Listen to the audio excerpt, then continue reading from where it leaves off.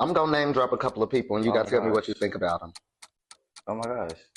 Ja, who? Oh my gosh. Sometimes cheating is a mistake. Yeah, well, mistake your ass on up out of here. You were married. What is happening? Like, We having a conversation. this doesn't feel like a conversation. It feels like interrogation. Well, I'm not a spokesperson for trans women. I don't give a fuck what they do. Baby, I live my life as a woman. No shade to the trans community. Feet. Are you into feet play? Yes. You are! Yes. Oh my God! Blow my shit out. Fuck me, nail me to the cross, put me in the mattress. Like email. So if somebody subscribed.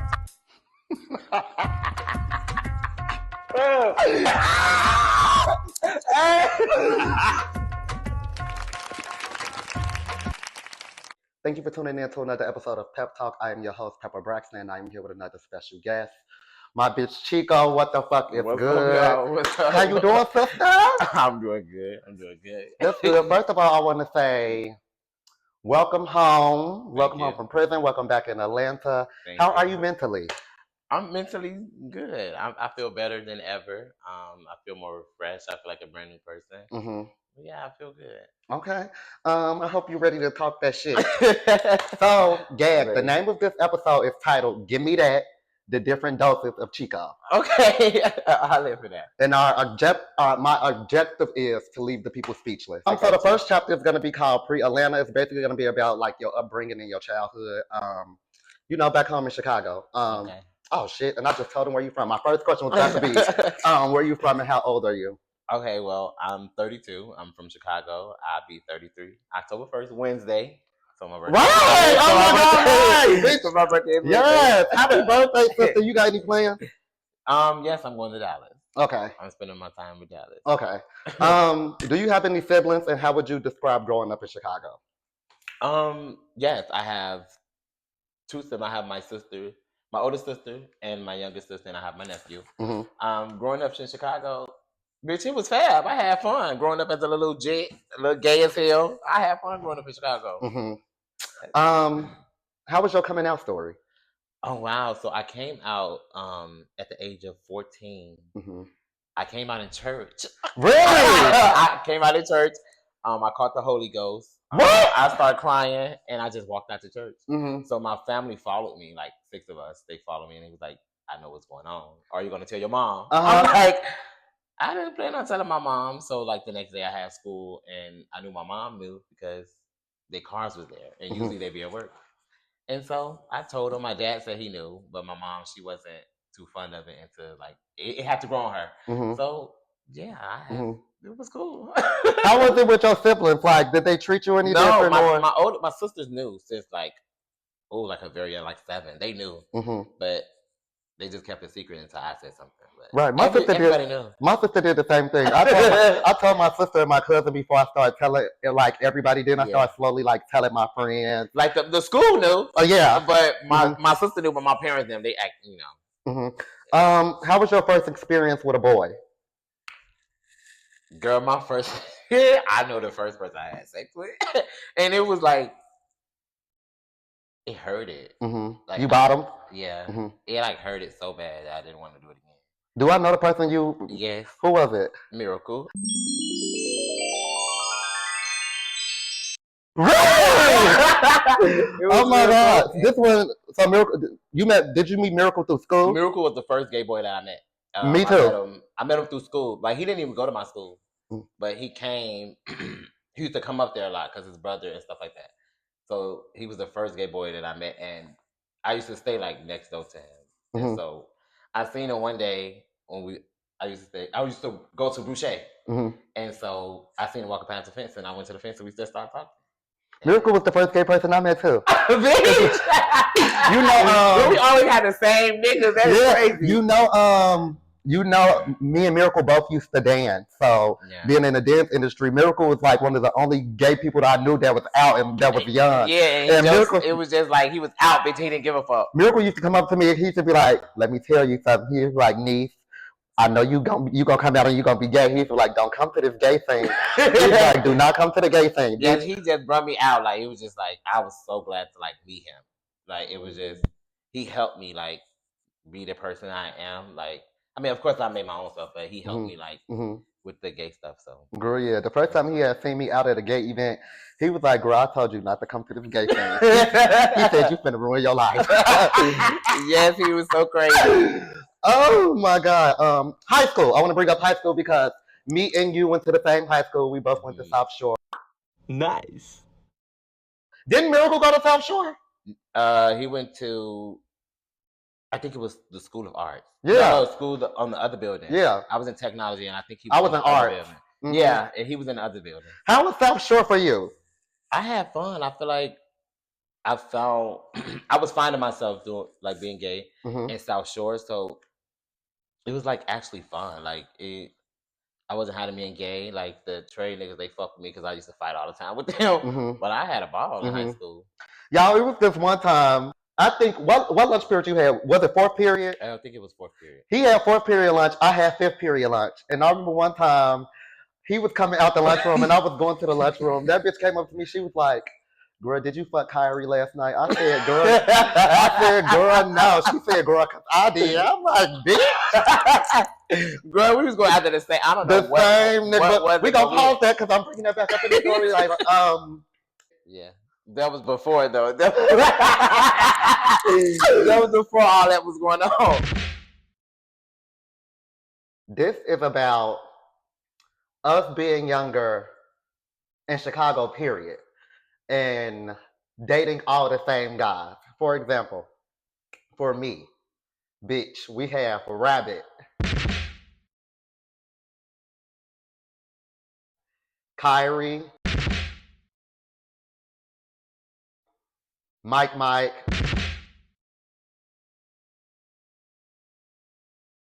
Did you date Lil Mike from New York? The one that stay in Houston now? Yeah. No. Okay. So me and you got three guys in common.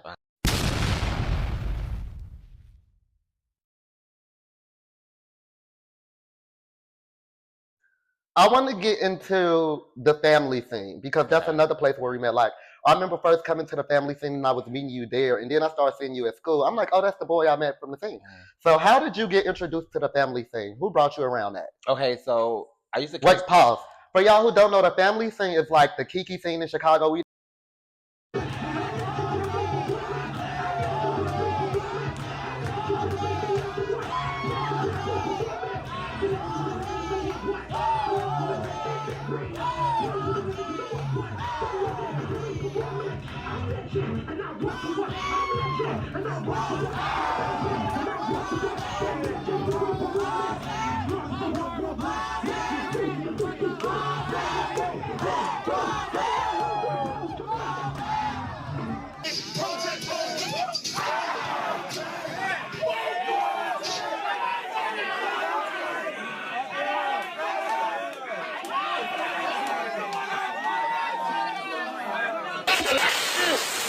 Final battles, 1,000, 1,000, give me the 1,000.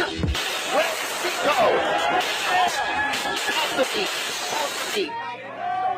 Clear it out, they need all the space for the 1,000. It's the final battle.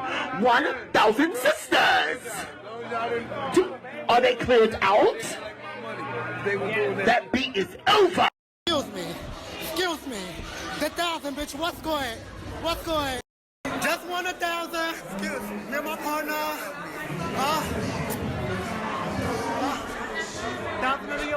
It's like kind of like the same difference, but it was more like family based. Yeah, but so how I got into the family scene, my gay mom Hallie. I used to catch the number 14 and the 15. You know, she was working at CVS downtown. I did not know that. Yeah, she was working at CVS, so I used to always see her. Like, we used to stay close, and I always see her on the bus. So we just started chopping up, and she was like, girl, I don't like your mohawk. She just told me she didn't like my mohawk. She Holly still do shit like that to this day. And we just connected like after that. I'm like, girl, you don't like my mohawk. She like, cut it off and we could be friends. So bitch, like 2 weeks after that, I'm like, girl, just cut my mohawk. The girl, we just started kicking and she started bringing me to the gay function. And that became my mother, like at the age of 14. And bitch, I'm gonna be 33. You were a Kardashian. And you were famously removed from being a Kardashian because you came to all white party.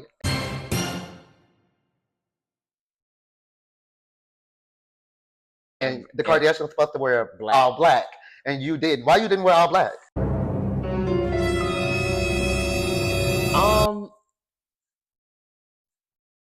I don't know. I like back in the day. I like to do different shit. I like to try shit.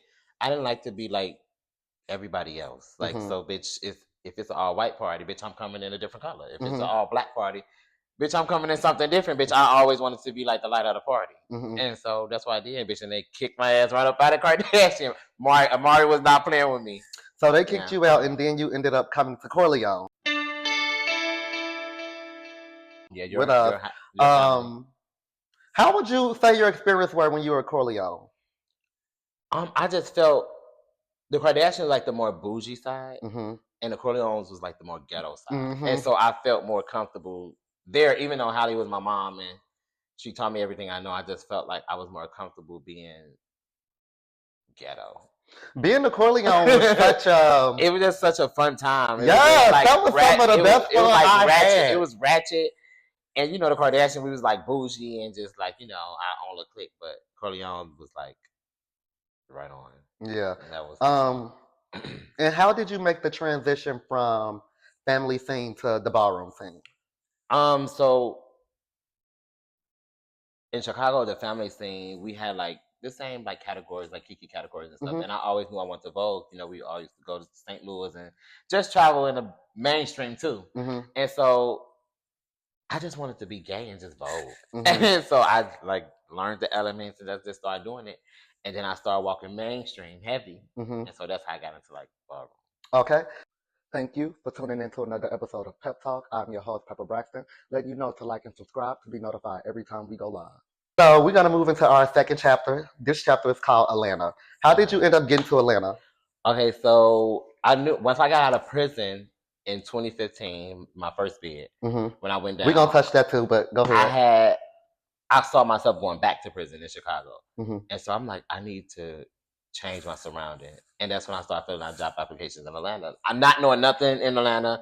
I just knew a Coney and Lucky stay here. So once I got a call saying like I had a job interview, I just packed my shit and moved. Like within a blink of an eye, I was just gone. I want to get into the very first time you went to jail in Atlanta. I mean, Chicago, I'm sorry. What did you go to jail for? Well, originally, the first time I got locked up, I went to jail for scamming. Yeah, I went to jail. Bitch, you was scamming back in the day, girl. When I tell you. Yeah, like I went to jail for scamming when I first got locked up. Yeah, it was scamming. I thought it was something like we're free or something like that. No, that's the second time. Those are two different times? It's two different times. The first time I got locked up, I went to Apple and got like 6 phones. And I don't know, I guess they followed me. And they was in my hotel room when I got there. Well, I fucked up because I used the same credit card and for everything. From the room and the 6 phones. So everything came back. And as I'm out shopping for the phones and doing my other little shit, there's like 12 police in my hotel room. And you know, I used to get fab hotel rooms. Yeah. And so they ended up being in my room. That was my first charge. So I got out with that. I got out in like 2 days. Then, you know, Free ended up getting locked up. And so I went to go get him. And then coming back, I got locked up again for speeding. That goes crazy. Did you date Free? No. You didn't date Free? No. Did you have Free? Yeah. Okay. You and Hallie. What would you say is your favorite and least favorite thing about living here in Atlanta? I don't like the fake it till you make it here. That's like my least favorite. Oh, it's very like showy. Yeah, like I didn't. And then it don't really be what it's given. No, it's just like everything is out there, like the labels and the fake labels and stuff like that. It's just like That's not what I grew up from. I grew up H&M. Yeah, bitch, we was ghetto. And bitch, that was the fashion. Mhm. But I came to Atlanta, it's like label this, label that, bitch, and the shit ain't real. So it's like, that's one thing I hate about it. But Mhm. here it's like it was more fun. It was more comfortable because you know Chicago is like dangerous. Dangerous boots. So here is like you can be yourself without trying to hide and being scared to walk on what street you can go on, what neighborhood you can do. You go anywhere in here. So yeah, that's the two things I hate. Okay, I'm about to start getting in your business. You dated a guy named Lorenzo, and that ended badly. Like y'all used to fight and tear it and shit. And he stole your car. How did you meet Lorenzo? So I was with my crew. It was me, Tay, and Brandon. Remember the light skin, the chubby one that who? Brandon. The one that died from cancer? No, not him. He's still living, bitch.